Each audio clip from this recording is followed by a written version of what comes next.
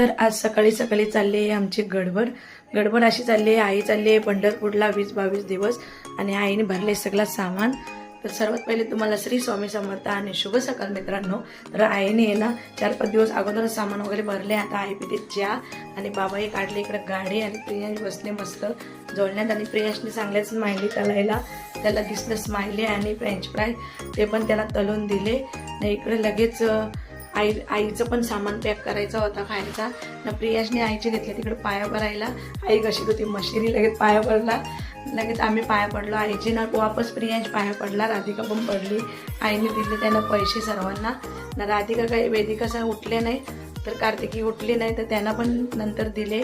तर आता आम्ही पाया वगैरे पडलो आईची आणि आईची तयारी निघायची झाली आहे ना। इकडे मीने घेतली कॉफी पियाला, कॉफी वगैरे पिऊन घेते आणि आईची चटणी पण तळून घेतली। लगेच आईला जायचं होतं तर थंड करीत ठेवली थोडा वेळ आणि फ्रेंच फ्राय पण प्रियांशला तळून घेतले। लगेच आईने लगेच सामान पण पॅक केला पूर्ण आणि बाबा लगेच बाहेर निघालेतच आईला घेऊन जायला। गाडी पिढवली तिथं मीने आणला चहा।